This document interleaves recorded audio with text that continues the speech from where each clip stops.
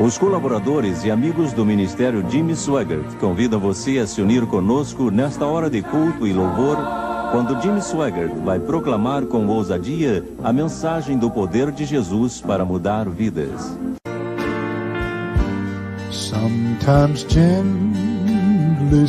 Se você tem a sua Bíblia nessa noite, por favor, abra comigo no livro de 1 Reis, capítulo 14, começando com o versículo 22.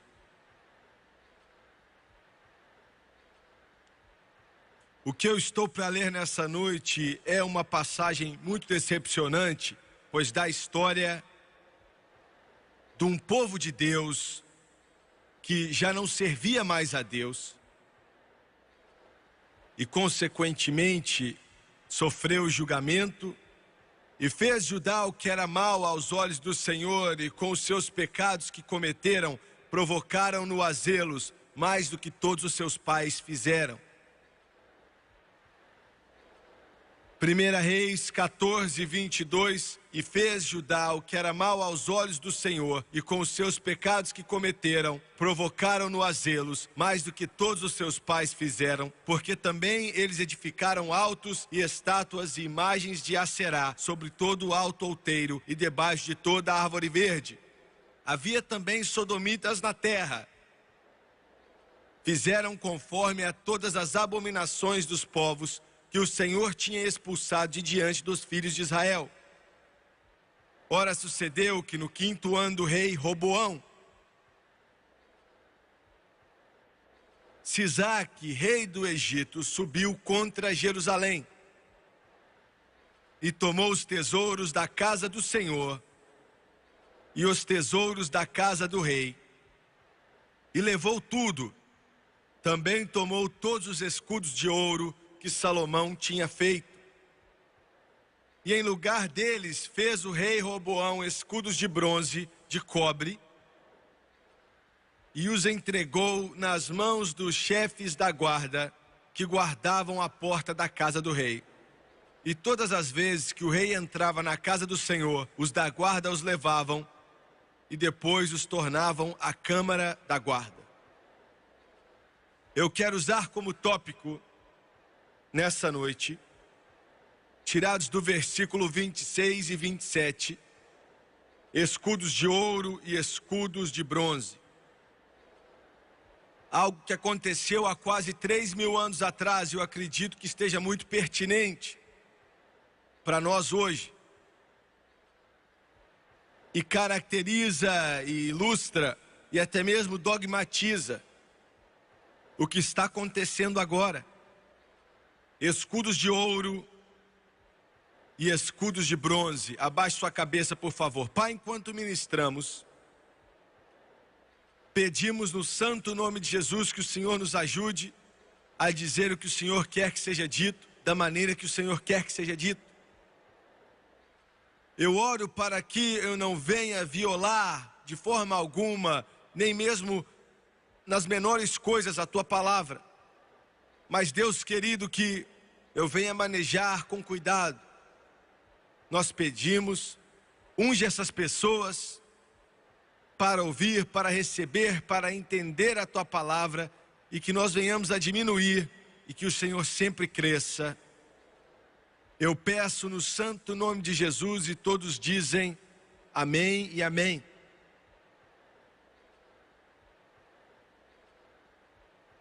O período de 40 anos com Salomão, e alguém pode até dizer a maioria do período que viveram debaixo de Davi, foi chamado de Era Dourada de Israel. Nenhuma outra nação em toda a sua história, na história da humanidade, já desfrutou de uma liberdade tão grande, uma prosperidade como Israel desfrutou nessa era dourada.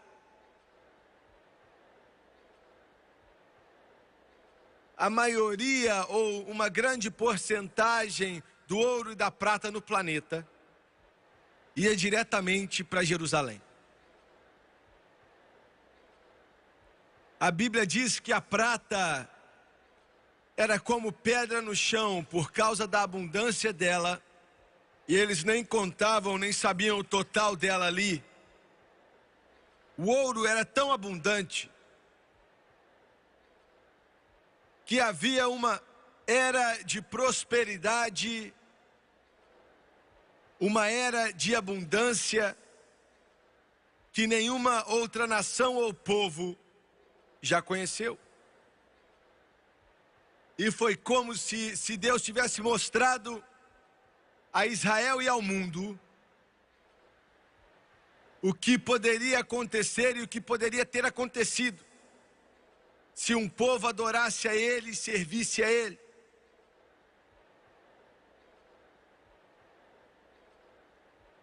E ainda assim, eu quero te mostrar algo que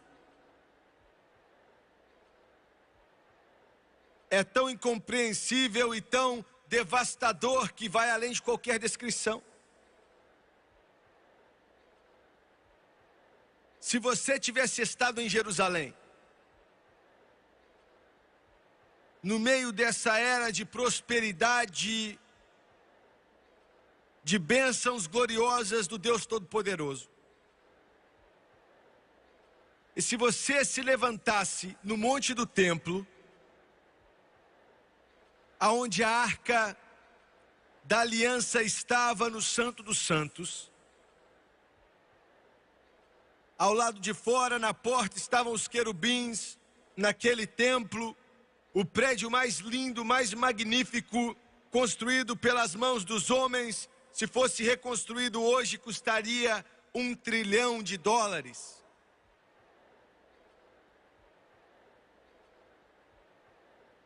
Você teria entrado no santo lugar e você veria, vindo ali do Santo dos Santos, à sua direita estaria o candelabro de ouro. À sua esquerda estaria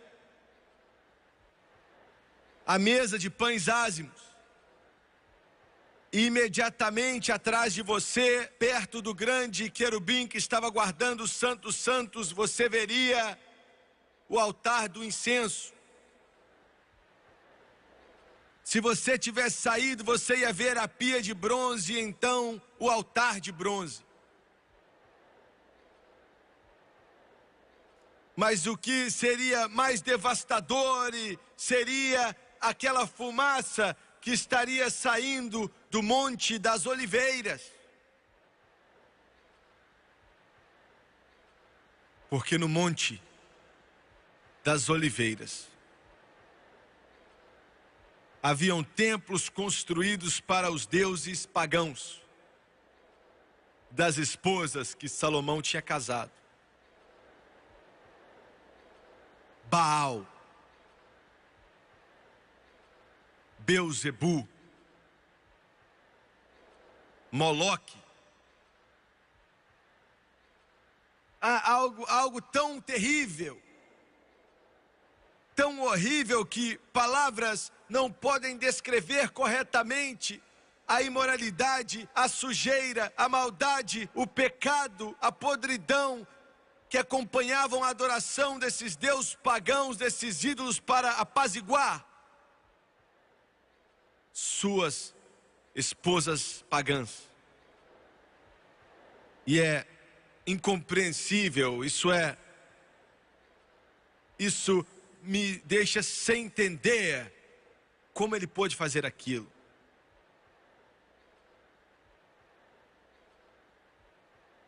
Deus disse a Salomão: por causa do seu pai Davi, não vou trazer julgamento sobre a nação enquanto você viver.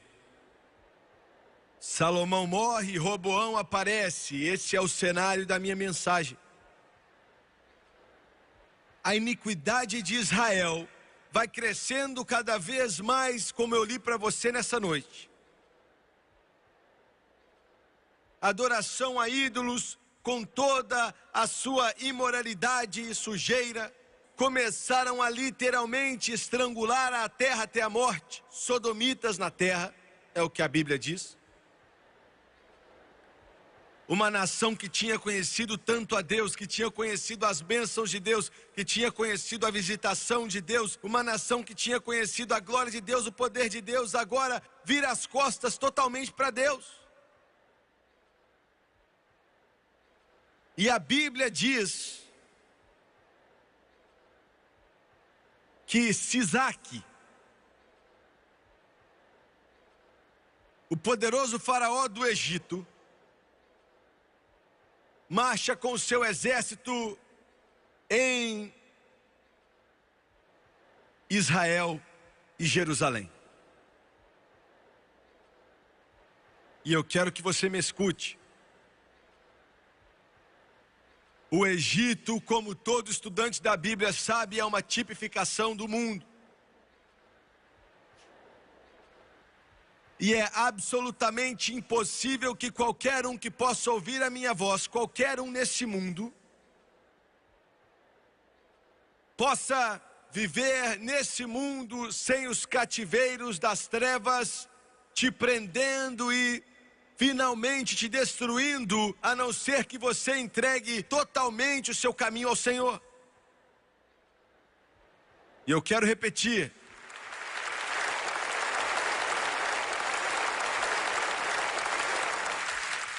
O Egito, e eu não estou falando da terra presente do Egito, estou falando do Egito como um tipo do mundo. Não há uma maneira de vencer, não há uma maneira de passar por isso sem que o cativeiro, sem que as trevas, sem que os poderes do inferno venham sobre você, a não ser que você permaneça perto de Deus.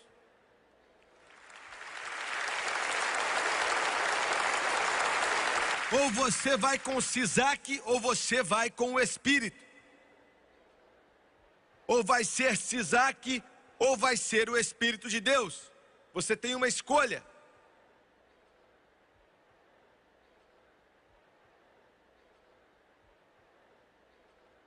O Egito veio. E Satanás sempre vem para matar, para roubar e para destruir.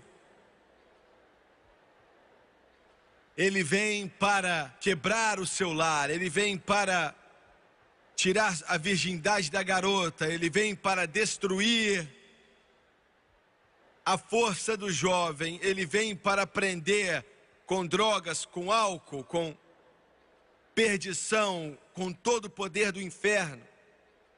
E sozinho você não pode vencê-lo. Você está me ouvindo? Você não tem como vencer isso. Se você pensa que você pode vencê-lo, se você pensa que você pode chegar perto da linha e de alguma forma não se juntar àquilo, você é um tolo.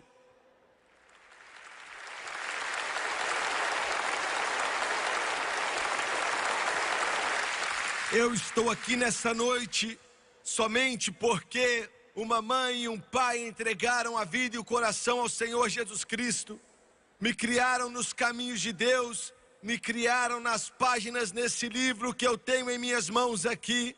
Somente pela graça de Deus, somente pelo seu amor, somente pela sua graça, somente pelo seu amor eu estou aqui nessa noite.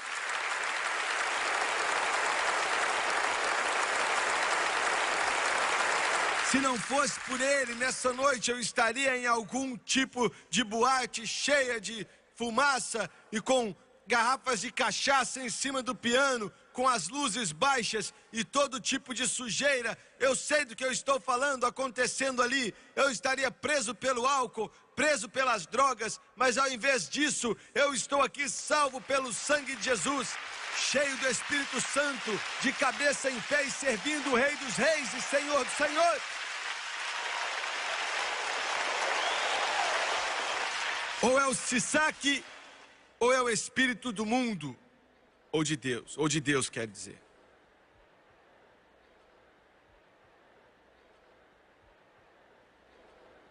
Agora, em João, o grande apóstolo do amor disse essas palavras. 1 João 2, 15 ao 17, ele disse: não amem ao mundo, nem as coisas do mundo. Se alguém ama o mundo, o amor do Pai não está nele. Porque tudo que há no mundo, a concupiscência da carne, a concupiscência dos olhos e a soberba da vida. Você está me ouvindo? Tudo que está no mundo, a concupiscência da carne, a concupiscência dos olhos e a soberba da vida, não é do Pai, mas do mundo. Agora, eu quero falar a respeito desses três aspectos por alguns instantes do mundo. Quando João disse essas palavras, guiado pelo Espírito Santo, ele na verdade estava dizendo elas para o 3º capítulo do livro de Gênesis. O ataque que Satanás usou contra Eva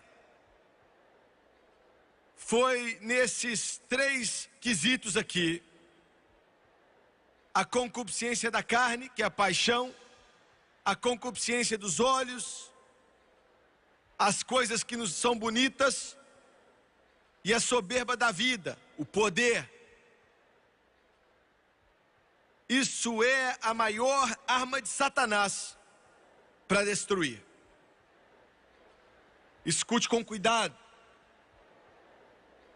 A concupiscência da carne consiste basicamente de adultério, fornicação, obras da carne, perversão, luxúria, e por aí vai, o cenário continua. A concupiscência dos olhos é um tipo diferente, está na área da beleza. Será que você liga a sua televisão para ver a entrega do Oscar em Hollywood? Você observa a exaltação da beleza da carne. Você vê as pessoas bonitas. Você está olhando para a concupiscência dos olhos. Satanás, ele sabe manejar isso que parece ser bonito. Milhões de jovens se envolvem nisso. Você liga o seu televisor e você vê aqueles cantores de rock, aquela grande multidão com aquelas luzes e com aquela fumaça toda. E milhões de jovens estão conectados com aquilo, a concupiscência da carne, a concupiscência dos olhos. Toda a igreja basicamente tem uma disciplina contra esses 2 pecados terríveis do inferno: a concupiscência da carne e a concupiscência dos olhos. Se o membro de uma congregação comete um desses pecados, sabemos como tratar dele, não é? Sendo pentecostal, carismático ou denominacional, nós temos disciplinas na igreja para lidar com esses 2 pecados: a concupiscência da carne e a concupiscência dos olhos.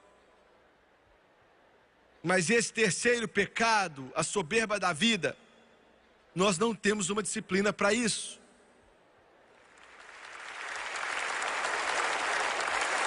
Você está me entendendo? Ninguém sabe como lidar com isso. Eu te digo por quê. A concupiscência da carne e dos olhos é um pecado que só desce. Quando a pessoa comete adultério, ele começa a descer cada vez mais. Quando uma pessoa se torna um alcoólatra, aquela pessoa, a vida dela piora, com as drogas também. E por aí vai, só piora. São pecados que faz a vida piorar. Sabemos como lidar com isso. Mas a soberba da vida é um pecado que te leva para o alto. O que você quer dizer com isso? Um pecado que te leva para o alto. É o que Satanás propôs para Eva no jardim do Éden. Ele usou de tudo, mas essa foi sua jogada mestre. Esse foi o anzol. Foi isso que ele usou para puxar Eva. E é o que ele está usando hoje em círculos carismáticos e pentecostais. Ele diz: se você fizer isso que eu estou te sugerindo, você será como Deus. Entendeu? Está entendendo? Você vai ser como Deus. Deus com D minúsculo, deuses. Isso é tão importante que eu quero repetir mais devagar. Seu gancho, seu golpe final, para ela, depois que ele introduziu a concupiscência da carne e dos olhos, foi a soberba da vida, porque vai te fazer melhor, vai te fazer alguém mais maravilhoso, vai fazer de você alguém mais glorioso, você vai ter um conhecimento superior. De alguma forma, naquela mente dela, isso funcionou. Vocês serão como deuses. Hoje em dia, em círculos carismáticos e pentecostais, essa é a tática que Satanás está usando, e eu sei do que eu estou falando. Há 3 anos atrás, um sábado de manhã, eu estava orando, buscando a face de Deus. Muitos sábados, quando estou em casa, eu fico o dia inteiro orando, jejuando, estudando a palavra. Eu tinha ido a um lugar calmo, tinha estacionado meu carro, estava estudando a palavra fazia algumas horas e foi bem ao lado ao pai das águas, o rio Mississippi. Eu estava caminhando na beira e orando. E Deus começou a falar ao meu coração e começou a me dizer algumas coisas que estavam por vir nesse ministério específico e no mundo. E Ele me disse 2 coisas que eu vou mencionar, mas não vou voltar a falar delas. 3 coisas. Ele disse: você tem uma mensagem para a nação e eu quero que você entregue.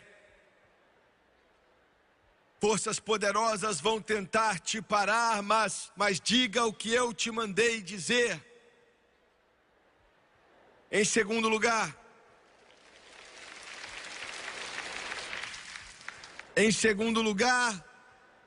você tem uma mensagem para a Igreja Católica. Diga aos católicos que eu os amo, mas diga a eles que eles, com seus sacramentos, suas ordenanças, suas tradições, eles não podem ser salvos assim, eles precisam confiar somente em Jesus Cristo.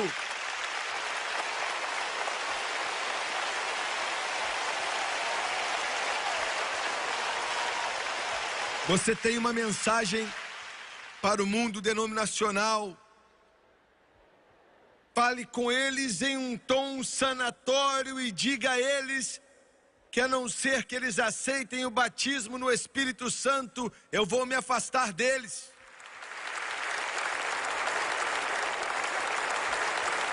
Diga a eles que eu vou derramar do meu Espírito sobre toda a carne.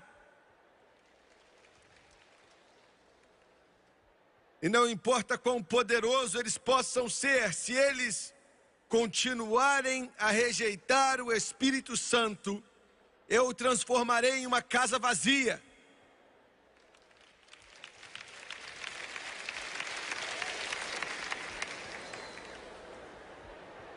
Então ele me disse a 4ª coisa.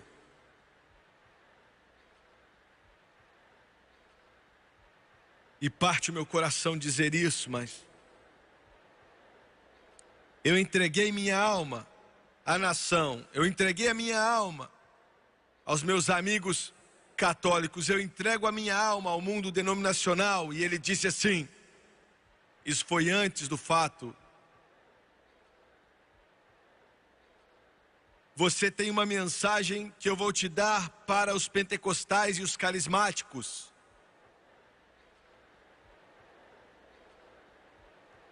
A oposição vai ser forte de poderes daqui dessa nação contra essa mensagem e de hierarquia católica em relação a essa mensagem do mundo denominacional. a menor oposição vai vir do mundo denominacional. E tem sido assim mesmo.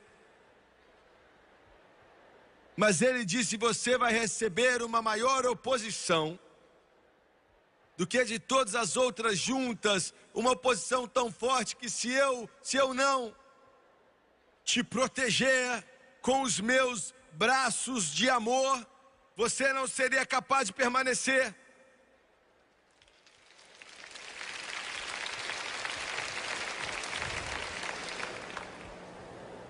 Mas entregue essa mensagem. Eu quero ler isso de uma mensagem de Dave Wilkerson antes de continuar. Dave disse: a igreja fria, morta e liberal há muito tempo tem se entregado aos seus caminhos pecaminosos. Não é a principal preocupação de Deus nesses últimos dias. Existem denominações inteiras que se tornaram pagãs. O Espírito de Deus as deixou há anos atrás. Mas o foco de Deus, ele disse, é tanto as igrejas pentecostais e carismáticas, organizadas e desorganizadas. É do corpo carismático de crentes que toda a pregação da prosperidade, o humanismo secular e pentecostal e a vã filosofia surgiu. Aqueles que se dizem serem guiados e batizados pelo Espírito são aqueles que dizem: Deus quer que você fique rico, cheio de produtos e autossuficiente em todas as coisas. É deste corpo que as novas doutrinas de domínio terreno têm nascido.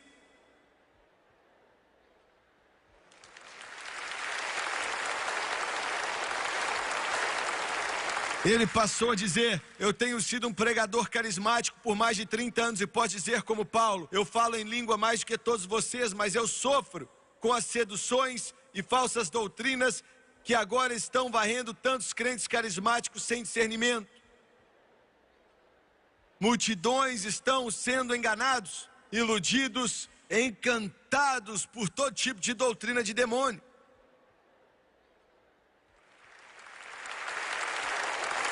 Então ele disse isso: o que Deus lamenta é a mistura que está sendo introduzida nos círculos carismáticos.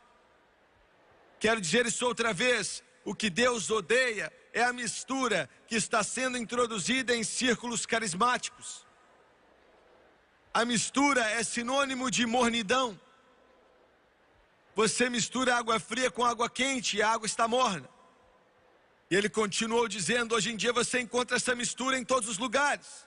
Vá, ele disse, a um chamado show de rock cristão, por exemplo. Que mistura incrível. Eles geralmente começam dizendo: nós estamos aqui só para ministrar Jesus, para glorificá-lo. Você ouve eles falarem a respeito de santidade, arrependimento, desistir de tudo por Jesus, e de repente o espírito de Elvis Presley parece cair sobre eles e eles são transformados diante dos seus olhos em roqueiros loucos, desinibidos, sem o menor bom senso. Antes do evento acabar, você escuta eles vangloriando: nós vamos levar Jesus aonde a igreja nunca vai, aos bares, aos shows seculares, na MTV. Estamos orando para Deus nos dar o ouvido do mundo. Queremos chegar na mesma multidão que o mundo chega. E terminando a declaração, ele disse assim: se eu tenho que acreditar no que Jesus disse, eu quero repetir: se eu for acreditar no que Jesus disse, eles seriam apedrejados com tomates e arrancados para fora do palco por aquele bando mundano, isto é, se eles realmente ministram no Espírito.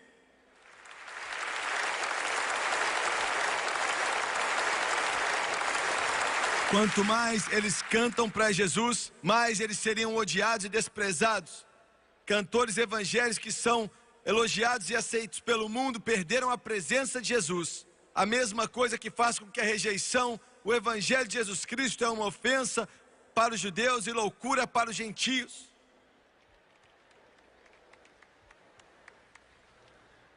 a soberba da vida, o pecado das igrejas pentecostais e carismáticas, que está na televisão e nas igrejas, com a liderança quase que impotente para tentar consertar. Pensamento de possibilidades, o poder do pensamento positivo, pecados que vão para cima, atitude mental positiva, psicologia cristã é o que eles dizem, cura interior. Bem, eu não entendo, eu não entendo como isso pode ser ruim. Eu sei, é por isso que é difícil. É porque é a soberba da vida e leva a igreja para longe da cruz de Jesus Cristo.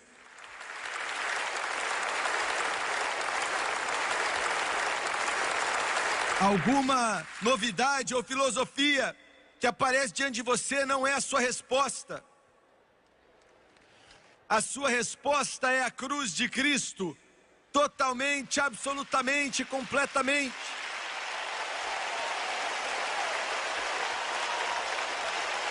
Essa novidade da ciência mental, que pensa que pode ajustar o seu caminho mentalmente até a vitória, o poder e a liberdade, é do inferno tanto quanto o adultério, ou a fornicação, ou a perversão, e é tão difícil de reconhecer. Milhões de cristãos aceitaram, soa bem, parece que é bom, mas é a soberba da vida, e te diz que o que você realmente precisa para resolver seus problemas é autoestima. Eles nos dizem, hoje em círculos pentecostais e carismáticos, que por muito tempo tivemos uma teologia centrada em Deus. Hoje precisamos de uma teologia centrada no homem. Não, isso não vem do modernismo, do Conselho Mundial de Igrejas. Isso vem de pessoas que oram em línguas e são cheios do Espírito, pregadores pentecostais e carismáticos. O que eu estou pregando não é popular. Eu entendo isso. Eu choro, eu digo, Deus, como é que eu ainda tenho um povo que me assiste?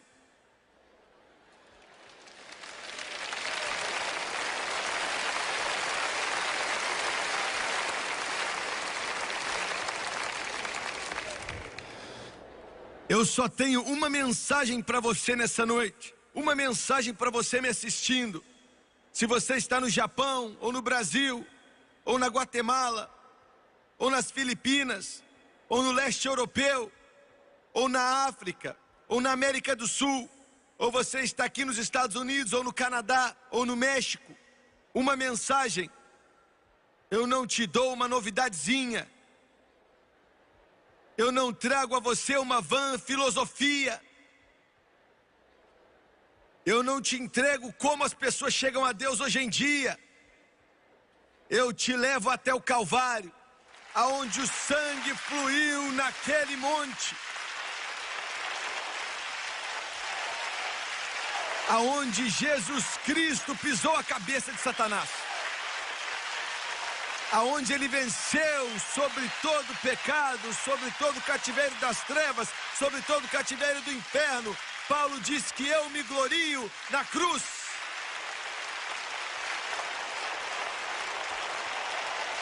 Paulo disse, eu não te dou nada a não ser Jesus Cristo e ele crucificado.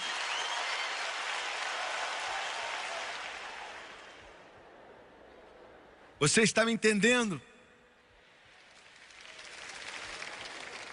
Não há outra mensagem. O Espírito Santo vem pelo Calvário, a cura vem pelo Calvário, a vitória vem pelo Calvário, os cativeiros são quebrados no Calvário, A salvação vem pelo Calvário. E o Calvário não precisa de nenhuma coisa sendo adicionada ali. Jesus pagou tudo. Eu devo tudo a Ele. O pecado tinha deixado uma mancha, mas Ele me lavou branco como a neve.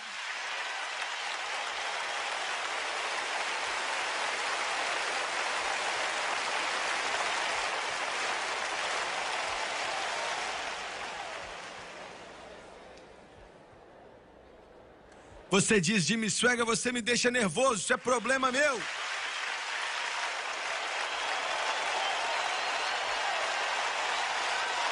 Você não precisa de um psicólogo cristão. Você precisa voltar àqueles altares de antigamente e deitar ali diante de Deus até que o céu venha sobre a sua alma e a glória de Deus toque o seu coração e o Espírito Santo te limpe e te deixe limpinho e você seja transformado pelo poder do Deus Todo-Poderoso e todo diabo saia correndo. Essa é a sua resposta, sempre foi sua resposta e a sua resposta hoje sempre vai ser a sua resposta.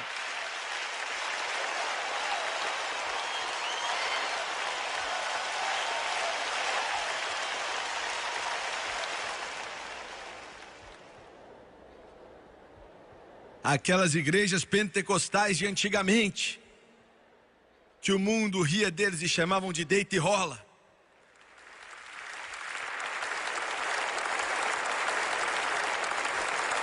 De fanáticos.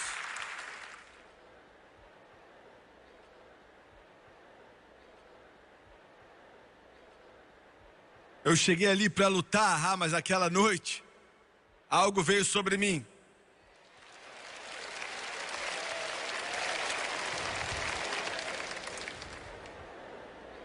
Sabe, quando eu era um garoto me perguntavam qual era a minha igreja. Eu sabia que quando eu dissesse a eles o que eles iam dizer, eles iam rir. E dizer, você deita e rola.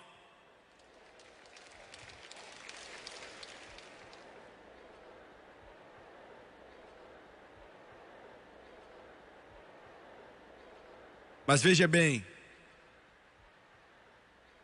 Aqueles que se dobravam diante do altar. Podiam não ser as coisas melhores na visão do mundo.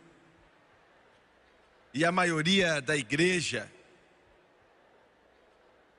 podia até pensar que éramos loucos. Mas funcionava.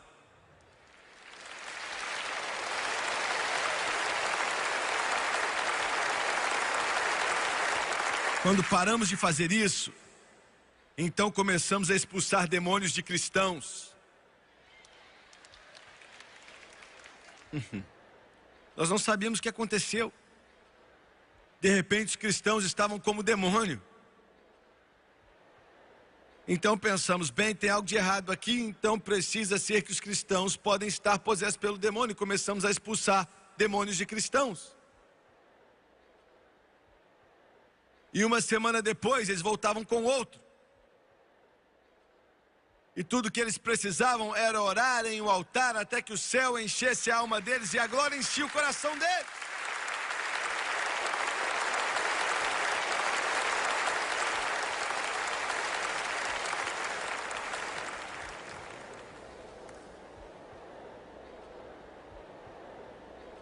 A Bíblia diz que o Egito veio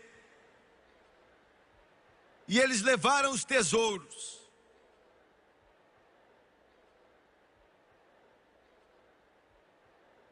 O que são esses tesouros?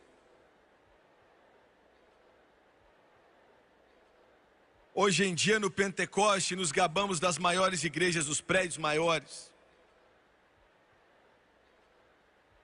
Nos gabamos em quem cresce mais rápido.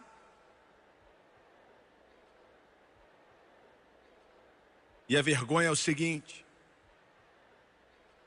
é muito raro que se passa uma semana que eu não converso com um líder pentecostal e eu não consigo que nenhum admita que precisamos de avivamento.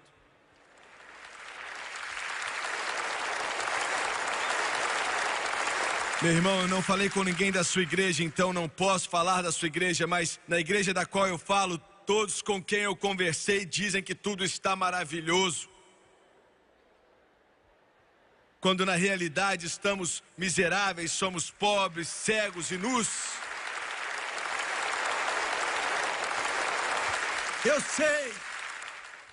Eu sei que esse tipo de pregação é chamado de pregação negativa. Mas eu não sou responsável, eu sou apenas o mensageiro.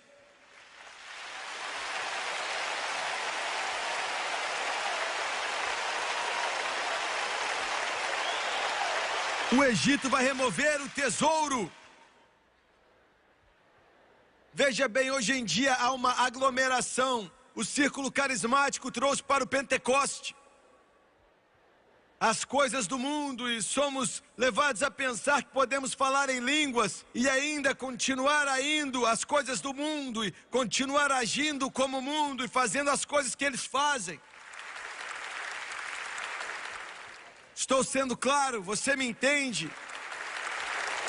Veja bem, talvez você não vai gostar, talvez você pense que isso é algo antiquado, que é um anacronismo. Eu não posso fazer nada, mas eu tenho que dizer. Na nossa igreja nós dizemos às pessoas, aos jovens assim como os mais velhos: deixa esse negócio de cinema pra lá, eles são sujos, são podres, são imundos, não vá, não se engane com eles.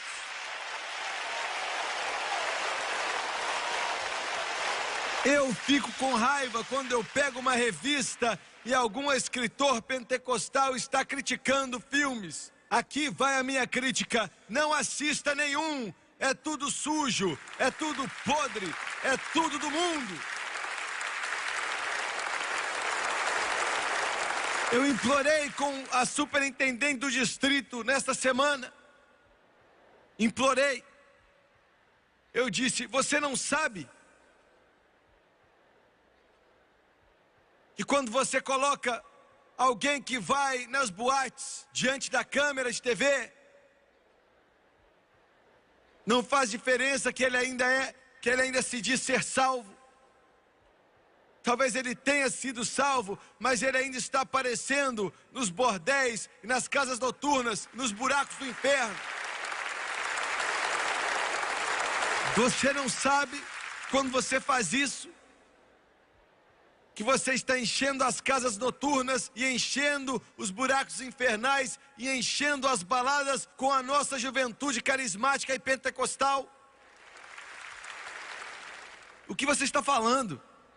Quando você recebe essa pessoa na sua igreja, ou eu recebo na minha igreja, ou recebemos na televisão, estamos dizendo ao mundo que o estilo de vida deles nos satisfaz, e isso abre a porta para a nossa juventude ir até lá. Se Isaac está tirando os tesouros, o Egito está levando os tesouros.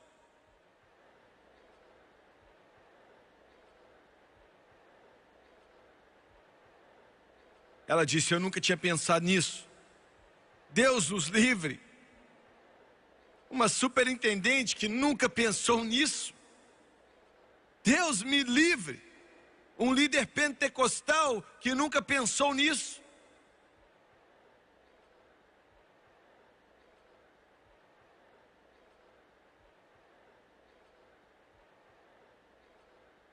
Mas direto a gente vê isso na televisão. Eu digo na televisão que se diz ser cristã. As superigrejas têm constantemente que hoje o nosso povo está se tornando acostumado com isso e eles não acham que tem nada demais.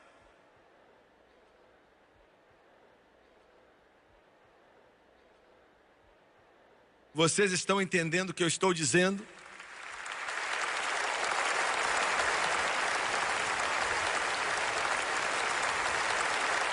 Ele levou os tesouros. O que são os tesouros? Deixa eu te dizer assim. Deus me mandou dizer ao mundo pentecostal mais uma coisa. Ele disse: diga a eles que eles podem construir suas grandes igrejas. Eu não sou contra isso. Temos uma grande igreja em Baton Rouge que acomoda 7.000 pessoas. Não sou contra isso, não estou falando depreciativamente. Mas ele disse: diga a eles que eles podem construir essas grandes igrejas e as grandes universidades e obter seus doutorados. Não sou contra isso. Estamos construindo uma faculdade. Ele disse: diga a eles que eles podem se vangloriar dos milhares que vêm.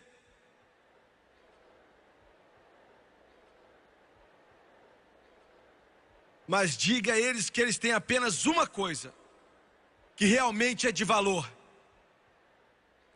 Não os doutorados, não os prédios que valem milhões e milhões e milhões de dólares, não o talento, não a habilidade, não o carisma, não a personalidade. Mas diga a eles que eles só têm uma coisa: o mundo denominacional está a milhas distante na frente da igreja pentecostal de várias formas.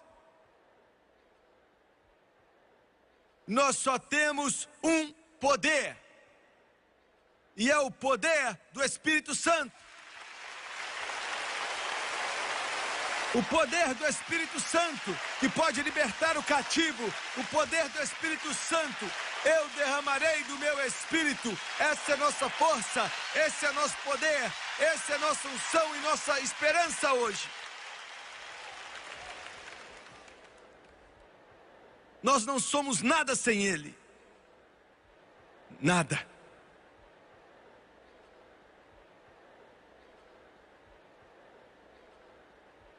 O que você quer dizer com o poder do Espírito Santo? Eu digo convicção do Espírito Santo, que alcança a congregação e convence vidas e corações do pecado. E entra no coração, entra na vida. E diz ao pecador que ele precisa de Jesus, e aquele cristão tem que resolver sua situação e voltar para Deus. É disso que eu estou falando.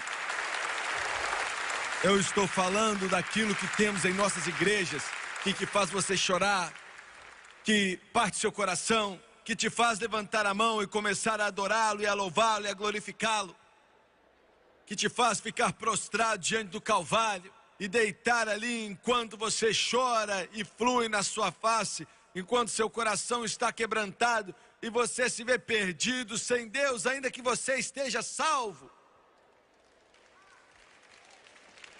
Eu estou falando de fazer apelos quando as pessoas vêm descendo correndo nos corredores com a face suja de tanto chorar e tremendo pelo poder do Deus Todo-Poderoso. É disso que eu estou falando. É isso que Deus nos deu e nos faz grandes. Sem isso não somos nada.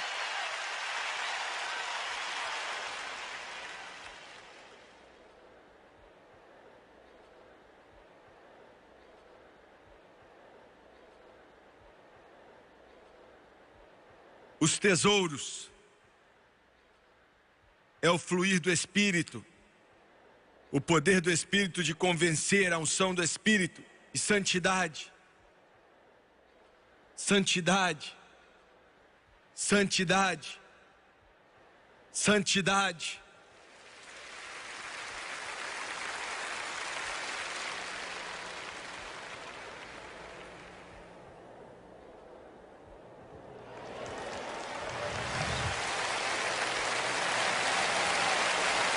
E quando você recebe essa santidade em seu coração que te transforma e faz você querer ser mais como Jesus, garota, você vai começar a vestir diferente.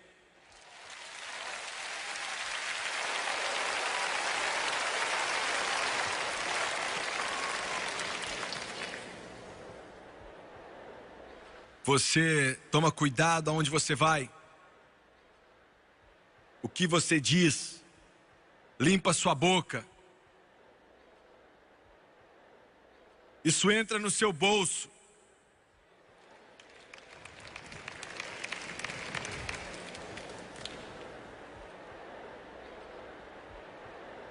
Esses são os tesouros. A Bíblia diz que Sisaque levou os escudos de ouro. O ouro é uma tipificação de Deus. Glória. Os levou. Os guardas do templo eram quem seguravam os escudos. Me escute. Quando o rei de Israel, quando Salomão e depois Roboão, e nunca mais houve outro, mas quando Salomão ia até o templo, ou subia até o altar de bronze, porque ele só podia ir até lá,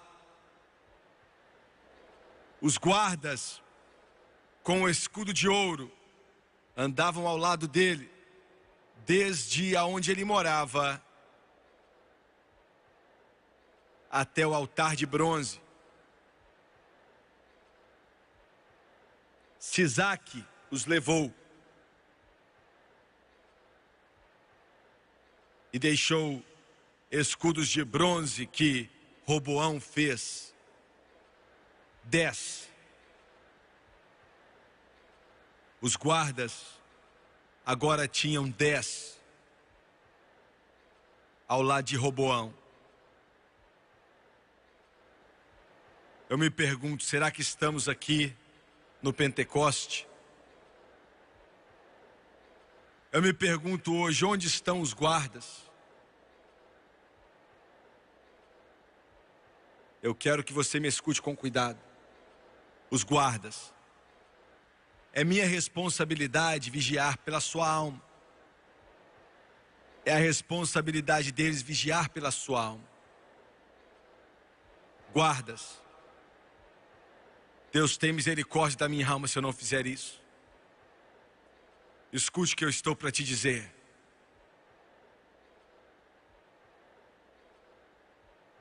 Deus, como eu posso dizer isso?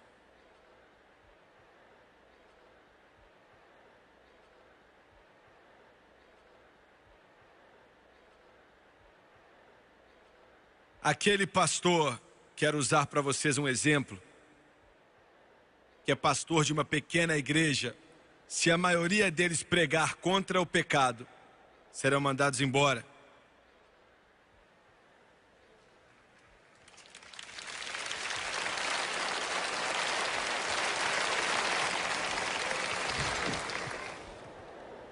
Eu não disse todos, a maioria. Se eles falarem contra essas coisas que eu estou falando aqui, eles são mandados embora. Muitos dos líderes nos círculos carismáticos e pentecostais são motivados por meios políticos ao invés de meios espirituais.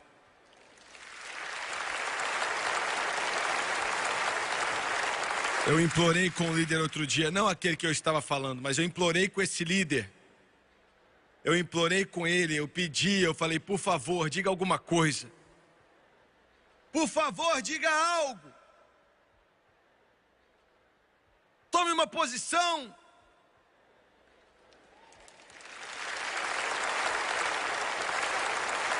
Se já houve um dia e uma hora na qual imploramos que os guardas se levantem como homens, não carregando aquilo que o inferno diz, ou o que o mundo diz, ou o que a religião diz, e que digam, não importa o que aconteça comigo, não importa o que aconteça com minha pensão, não importa o que aconteça com a minha popularidade, não importa o que aconteça com meus amigos, aqui estou, e aqui eu estou de pé, eu vou dizer, assim diz o Senhor, eu pregarei o poder do Deus Todo-Poderoso, chamarei o pecado de podre e o céu de algo puro e o Espírito Santo de santo, e eu vou me levantar e podem contar comigo pelo poder do Deus Todo-Poderoso.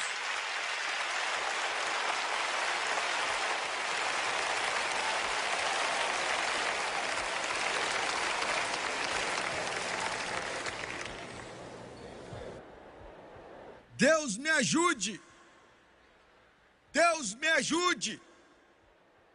Eu ligo naquilo que eles chamam de canal cristão. E os batistas estão pregando o evangelho. E os pentecostais estão ensinando pessoas a ficarem ricas.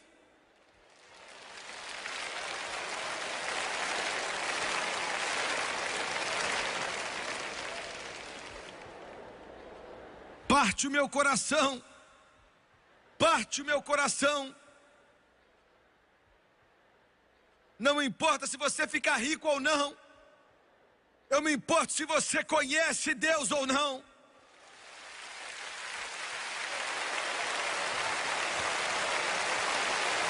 Eu não estou nem aí se você é um sucesso ou não. Eu estou aí para saber se você está salvo ou não.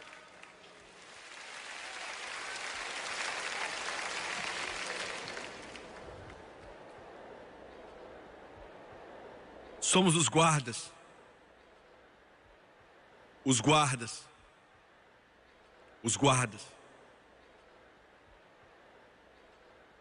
10 escudos de bronze.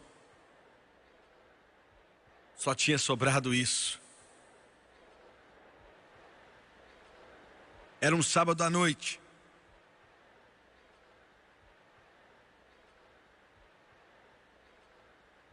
Eu estava em um culto no oeste do Texas. Tínhamos ido para, não sei, 3 ou 4 semanas. Tínhamos tido bons cultos. E uma mulher de idade veio até mim depois, na verdade, naquele sábado à tarde. Nós não tivemos culto naquele sábado à noite. E por alguma razão voltamos até a igreja meio tarde com o pastor. E ela estava lá. Seu cabelo era branco como a neve. Ela tinha entre 70 e 80 anos de idade. Ela estava orando. Essa é a força de nossas igrejas. Ela veio até mim. E ela estava chorando e ela disse: por favor, não termine o culto amanhã à noite. Tinha sido anunciado que era o último. Eu disse: irmã, a menos que Deus especificamente diga algo diferente, eu não tenho uma escolha, eu estou aberto a Ele. Mas por que você está pedindo isso dessa maneira? E ela disse: é o meu marido. Estamos casados, ela disse, já faz 50 anos. Ele viveu a vida mais perversa que um homem pode viver. Só Deus sabe as noites que eu ia para a igreja, voltava e a casa estava trancada. E eu não tinha como entrar. E eu tinha que ir para a casa de uma amiga e passar a noite lá. Só o Senhor sabe quantas vezes Ele me bateu. Ele amaldiçoa Deus. Só Deus sabe quantas vezes. E pela primeira vez na vida dele, ele veio à igreja e foi nesse encontro. Eu vejo uma mudança nele. Ele está perto. E eu tenho tanto medo que ele não se converta.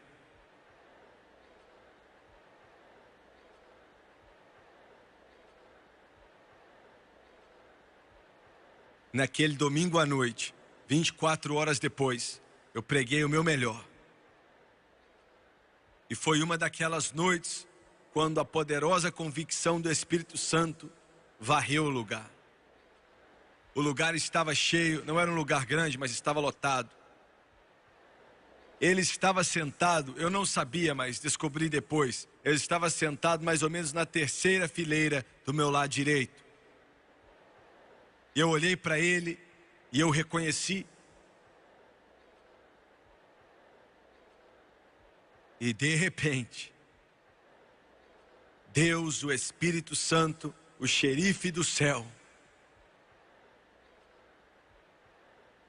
colocou a mão no coração dele.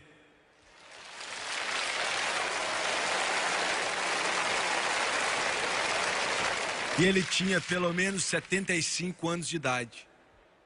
Eu vi ele colocar a cabeça no banco em frente, chorar e chorar. Por que você está me dizendo isso? Eu estou te contando pelo seguinte: estes são escudos de ouro.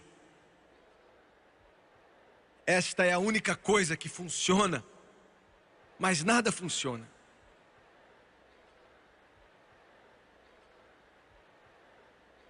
Eu disse a eles para cantar mais uma vez. E eu apelei especialmente a ele. Eu disse: Deus está falando ao seu coração. É isso aqui, ó. venha. Com 75 anos de idade, cabeça branca, ele se levantou, depois de amaldiçoar a Deus por mais de meio século, e caminhou naquele corredor, se ajoelhou bem aqui.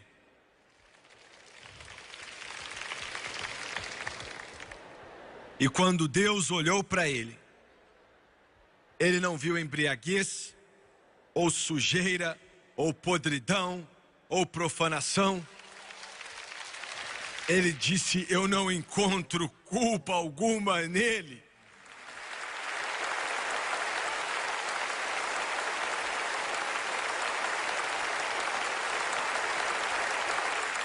Por quê? Por quê? Por quê? Porque ele o viu através do sangue derramado de seu Filho, Jesus Cristo. Se você está aqui nessa noite e você já bebeu álcool suficiente para flutuar um navio, você pode levantar a sua cabeça e endireitar os seus ombros e olhar na face de Deus sem piscar, porque o sangue de Jesus Cristo purifica de todo pecado.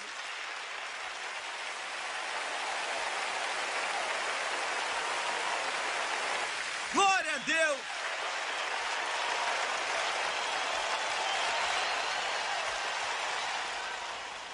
E eu vi a esposa dele vindo até ele.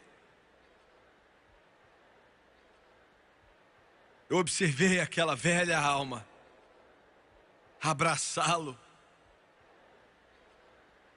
Eu nunca vi uma visão mais bela em toda a minha vida. Eu já vi o melhor que Hollywood tem para mostrar. A sua exposição de carne feia coberta por Max Factor.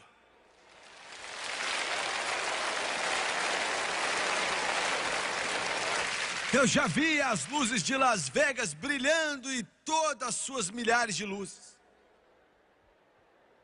Mas o inferno não tem nada que se compare com uma alma que saiu das trevas para a luz e veio a Jesus Cristo. Nada, nada, nada, nada. Eu vou gritar por isso, os anjos vão gritar por isso, todo o céu vai gritar sobre isso. Vale a pena gritar por isso.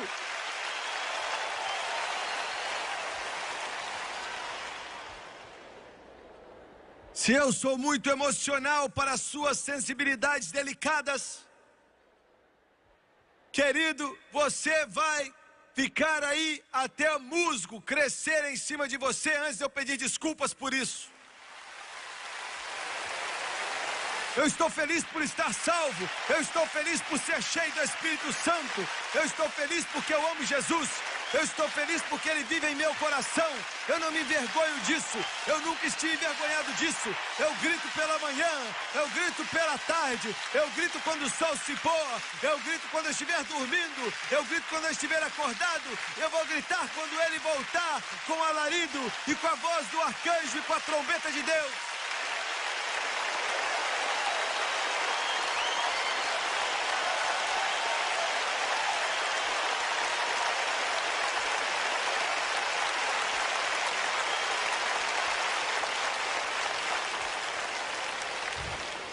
Me deixa chateado ver cristãos pentecostais olhando para uma televisão gritando por causa de algum jogo qualquer.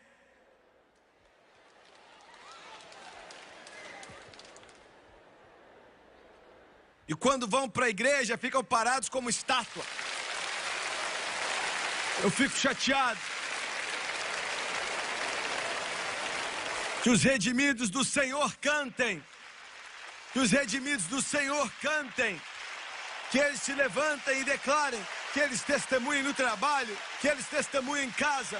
Que eles testemunhem na escola. Que eles testemunhem para o diabo. Que eles testemunhem para o inferno. Que eles testemunhem para os poderes das trevas. E testemunhem para os anjos. Jesus salva. Jesus salva. Jesus salva. E o sangue dele lava. E me deixa mais branco que a neve. E se não vale a pena gritar por isso, então não vale a pena gritar por nada.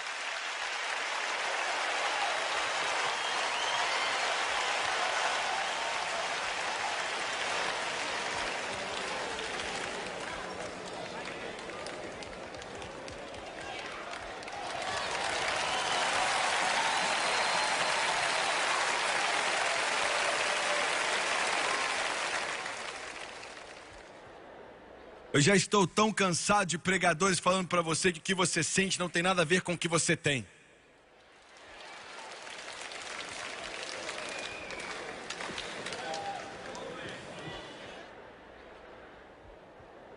Se a minha esposa nunca me falasse que me amava, eu tinha largado ela.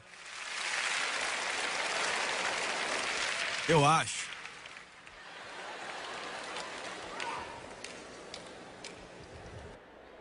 E eu vi aquele homem e aquela mulher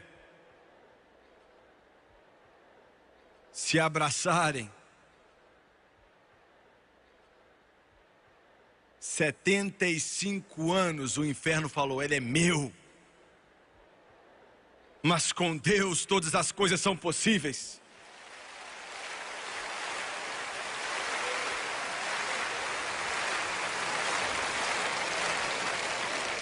Outro dia um pregador disse, irmão Swaggart, vocês têm algum tipo na sua igreja de aconselhamento antes do casamento para noivos e noivas? Isso não é da conta de vocês.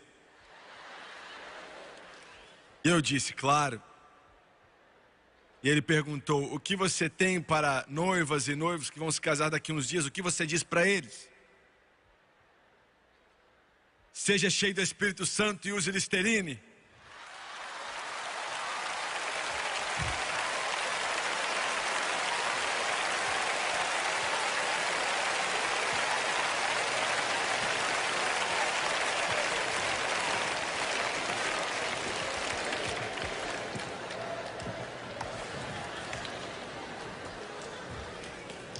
Eu não sei algo que é melhor que isso. Eu não conheço nada que seja melhor do que isso. Terminamos o culto. Eu fui para Houston para uma outra série de cultos que durou 4 semanas, eu acho. Fui para casa, para Baton Rouge. Estava lendo minhas cartas que não tinham chegado para mim nos últimos dias. Encontrei a carta do oeste do Texas. E eu abri. E era daquela mulher da cabeça branca. Com 70, 72 anos de idade, ela disse, irmão Swaggart, enquanto escrevo isso, escrevo com vitória.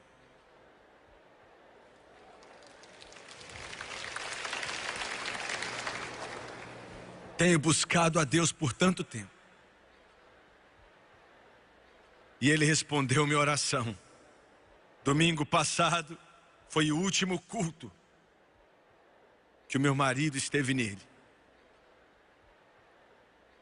Ele sofreu um derrame. Se eu me lembro bem, no dia seguinte, eu acho. Levamos ele para o hospital e ele durou mais ou menos 2 semanas. E ele viveu uma vida que sabíamos que ele estava para partir. Os médicos disseram, não podemos fazer mais nada. E ele sabia que estava indo embora. E ela disse, irmão Jimmy, ele morreu cantando. Amazing grace, how sweet that sound. Esses são os escudos de ouro. That has saved a wretch like me.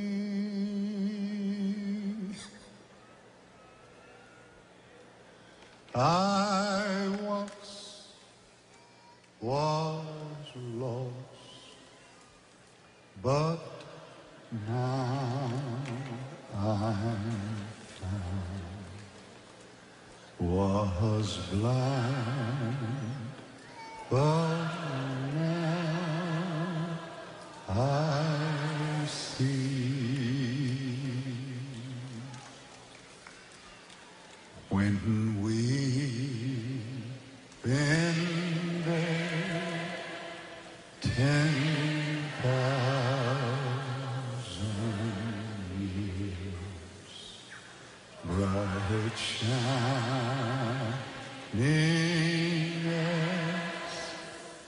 the sun. We've no less day to sing God's praise than when we first began.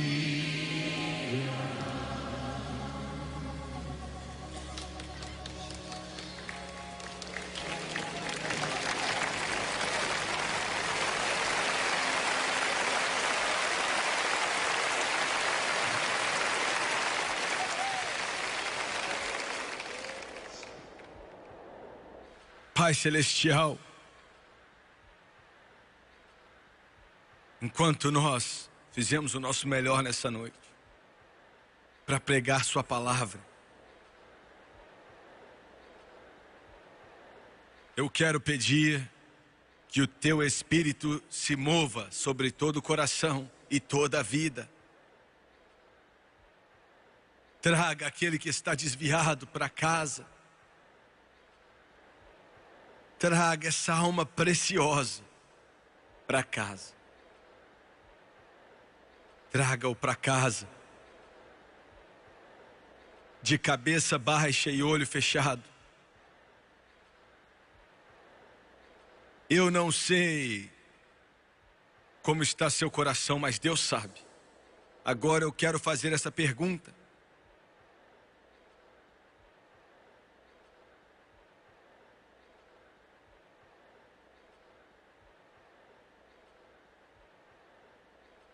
Se você fosse ficar diante de Deus hoje, e Ele te perguntasse: por que eu devo permitir que você entre aqui? O que você diria?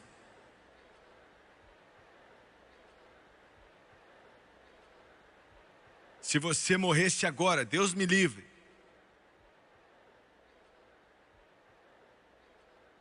antes desse dia acabar e passasse para a eternidade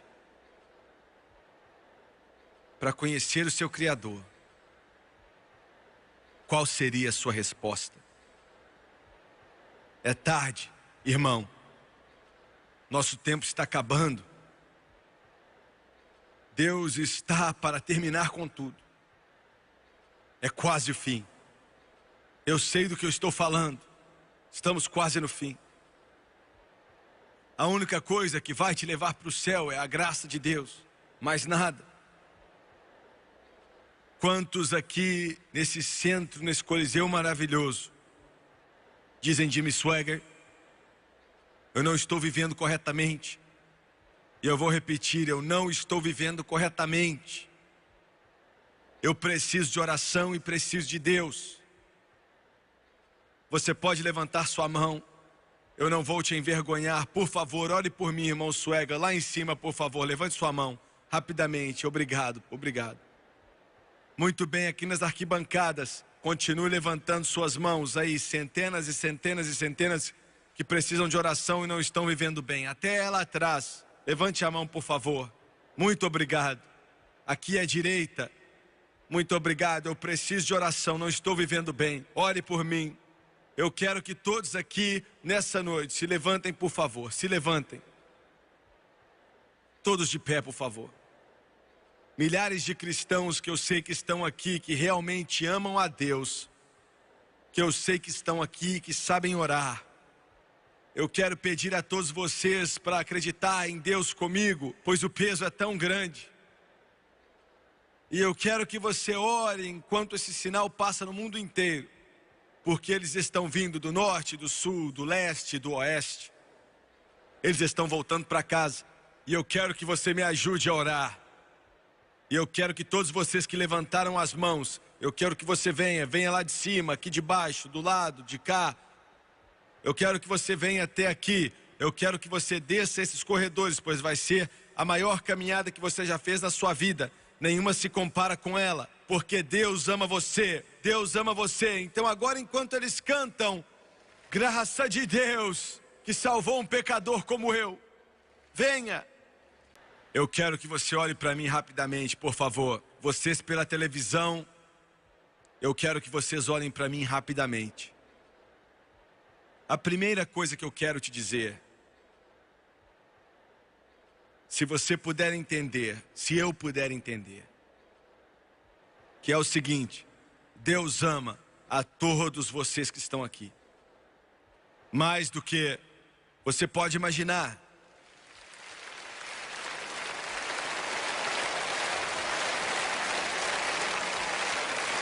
Deus é amor. Deus é amor. Em segundo lugar, daqui a alguns instantes lá no céu, sim, existe um céu, é um lugar verdadeiro. Os anjos vão começar a gritar.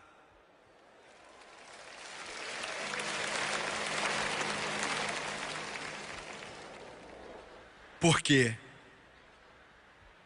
Porque no Congresso hoje eles passaram uma lei de impostos? Não. O céu nunca vai estar aí. E eu não estou falando mal disso, mas quando você vem para Jesus, o céu se alegra, e se alegra, e se alegra, e se alegra.